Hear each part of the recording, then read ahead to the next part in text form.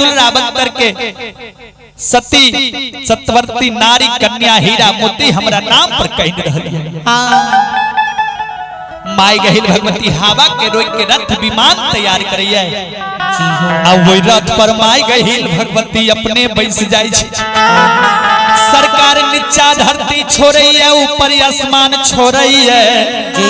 से मैयो है गई पीछे गए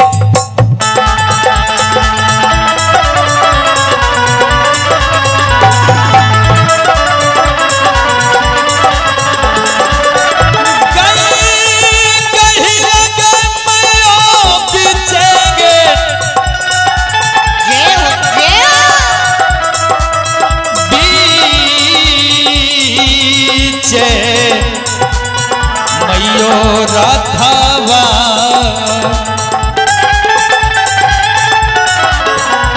आउरइए दिल गहिल मान आहे चल दल कई गढ़िया मैया गोहा हई गोहबा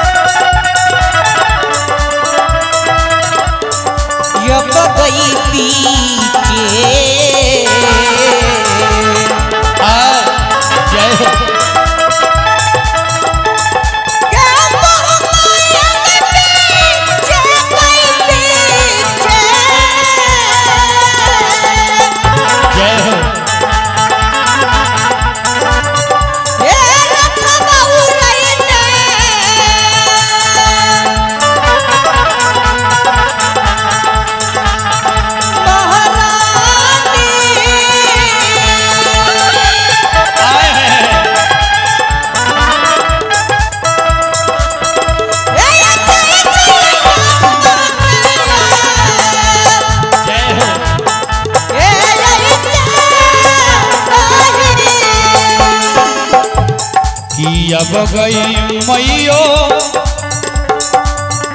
आगे घरी गे पलो में गए हो आज मबे कैलई गहिल माई आहे डूब गेलै गढ़िया है मैयो गोहा हई हे मारे है मैया घरी ये है ये छोटा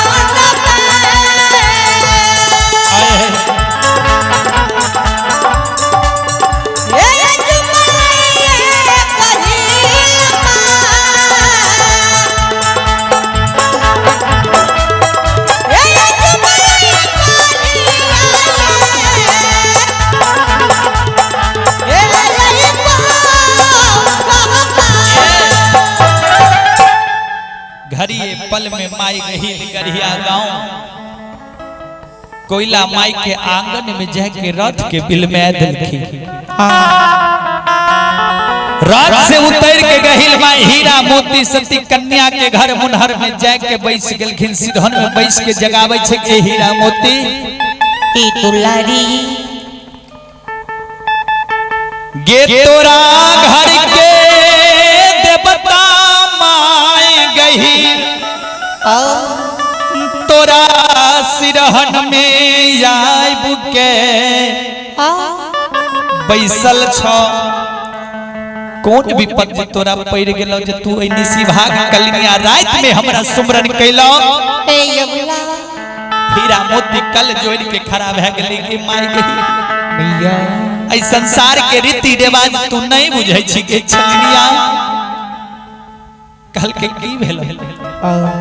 कहल के सब के बार खोजल ही के माई गही डॉक्टर वैद्य इंजीनियर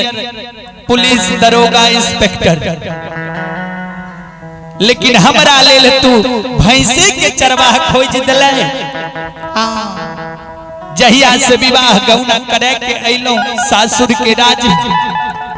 जी हो रास्ता से जे हमर भगवान गेलखिन बोरियावन जंगल भैंसी चरबै के लेल से आइ 12 बरिस बीत गेले नहीं एलखिन गे सासुर के राज में गहिलमा के करागे देख के धैर्य जबन गए गहिलमा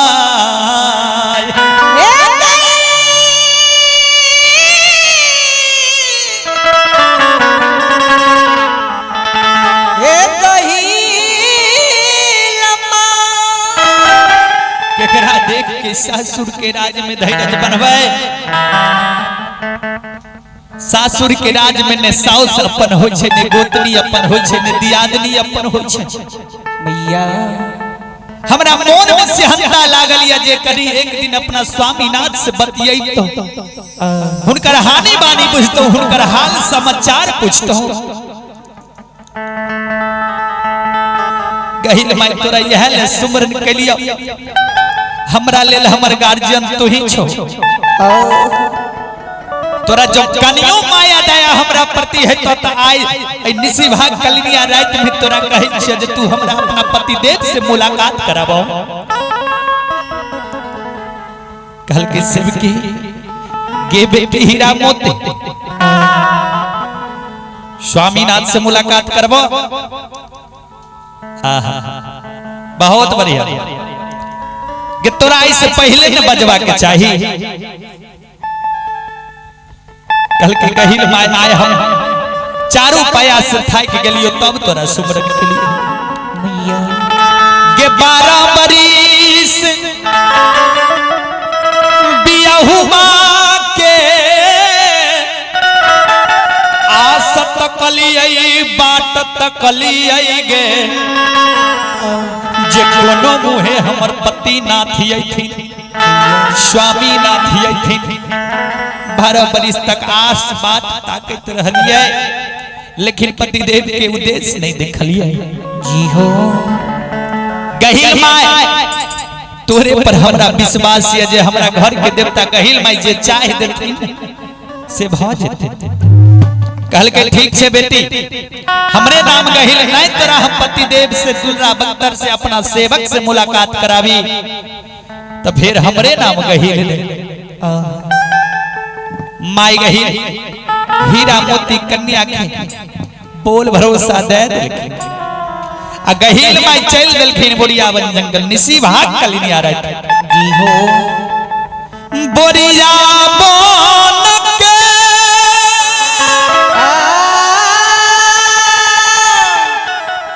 बटिया धइने माई गहिल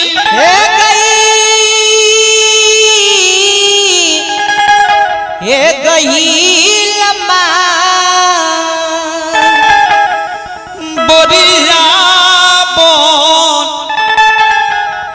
जंगल में गहिल घड़िए पलक में हो सुनवैया भाई पहुंच जाय छथिन जी हो अब भैया बाबा के उद्देश्य देखे छथिन त चानापुर बथान पर भैया बाबा 52 गज के रेशमी चादर बिछा के सुतल छ माई गहिल सिरहन में जाके बैस गेले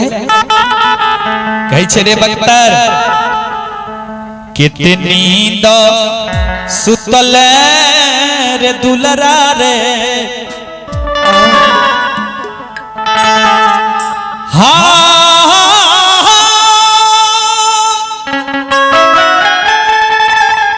कितनी